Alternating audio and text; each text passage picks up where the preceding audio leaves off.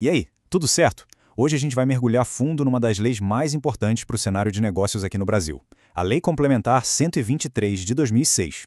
Ela é basicamente a regra do jogo para o universo das micro e pequenas empresas. Mas afinal, o que é que faz essa lei ser um divisor de águas para milhões de negócios em todo o país? É exatamente isso que a gente vai desvendar agora, ponto a ponto, para entender o impacto real que ela tem no dia a dia de quem empreende. O nome oficial é esse aí, Estatuto Nacional da Microempresa e da Empresa de Pequeno Porte. Mas, traduzindo, a missão dela é bem clara: criar um ambiente mais simples, com menos burocracia, para que os pequenos negócios consigam não só nascer, mas também crescer e competir de igual para igual. Olha só o nosso roteiro de hoje. A gente começa com o famoso Simples Nacional, depois passa pelas vantagens em licitações públicas, aí entra num debate polêmico sobre a constitucionalidade da lei, entende como funciona a fiscalização e, para fechar, vamos analisar um caso bem prático envolvendo gorjetas. Bom, a grande estrela da Lei Complementar 123 é, sem a menor dúvida, o Simples Nacional. O nome já entrega tudo, né? A ideia central é uma só: simplificar. E como ele faz isso? Pensa só na quantidade de impostos que uma empresa precisa pagar. Tem tributo federal, estadual, municipal. O Simples Nacional pega vários deles e junta tudo num lugar só, num único boleto mensal. Uma guia, um pagamento. Isso, na prática, é uma revolução na rotina de qualquer empreendedor.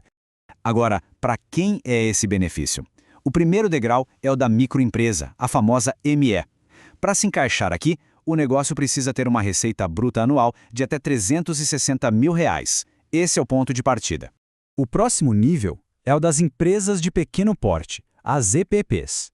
Nesse caso, o limite de faturamento anual já sobe bastante. Vai para R$4.800.000. Esses números são a chave que define quem pode ou não fazer parte do Simples. Mas, olha, a lei é muito mais do que só imposto simplificado. Ela cria uma vantagem competitiva real para as pequenas empresas no mercado gigantesco, o das compras governamentais. A lei cria 3 trunfos muito claros. Primeiro, a preferência no desempate. Se uma pequena empresa empata com a gigante numa licitação, a pequena leva. Simples assim. Segundo, a burocracia adiada. A prova de que está tudo certo com os impostos só é exigida no final para assinar o contrato. E terceiro, que é o pulo do gato, se descobrem alguma pendência fiscal, a empresa tem 5 dias úteis para correr atrás e regularizar, mesmo depois de já ter vencido. É uma verdadeira mão na roda. Só que, como nem tudo na vida são flores, existe um debate jurídico bem quente que pergunta: essa lei é justa para todo mundo? A discussão gira em torno do princípio da isonomia, ou seja, da igualdade perante a lei. O ponto nevrálgico está bem aqui, nessa citação. O argumento é que a lei falha justamente no seu propósito ao proibir que certas atividades, principalmente as de natureza intelectual, entrem no Simples. Isso levanta uma questão bem séria. Será que o tal tratamento diferenciado não está sendo desigual? O centro da polêmica é exatamente essa lista de atividades que ficam de fora. Basicamente, a lei impede que certas profissões, como médicos, engenheiros, advogados, entrem no Simples. E a crítica é essa: por que criar essa distinção tratando negócios de tamanhos parecidos de formas tão diferentes só por causa do tipo de serviço que eles prestam? Mudando um pouco o foco agora, vamos falar de fiscalização. A lei traz uma abordagem bem específica de como o governo deve supervisionar as pequenas empresas. E olha, não é só sobre sair aplicando multa. O que é bem interessante aqui é essa diferença de abordagem. A fiscalização repressiva é aquela que a gente já conhece. O foco é achar o erro e punir.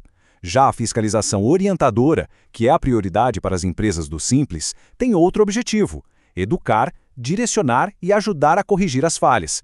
A lógica é, primeiro orientar e só depois, se não tiver jeito, punir. É claro que existem limites. A exclusão de ofício, quer dizer, por iniciativa do próprio fisco, acontece em casos graves. Coisas como cometer a mesma infração várias vezes, vender produto de contrabando, não ter um mínimo de controle financeiro ou omitir funcionários da folha de pagamento. São situações que mostram má-fé e aí, claro, levam à perda dos benefícios. Para a gente ver a lei funcionando na prática, nada melhor do que um caso real. Vamos analisar uma disputa que foi parar lá nos tribunais superiores sobre um tema super comum: as gorjetas. A briga foi tão séria que chegou no Superior Tribunal de Justiça, o STJ, e a corte bateu o martelo: gorjeta, mesmo aquela que vem na conta, tem natureza de salário. Em outras palavras, o dinheiro pertence ao empregado, não a empresa. Esse entendimento é a chave de tudo. Então, de um lado, a Fazenda Nacional argumentava que, se o valor da gorjeta entrou no caixa, ele faz parte da receita bruta e, por isso, tinha que ser tributado pelo Simples. Do outro lado, o STJ reforçou.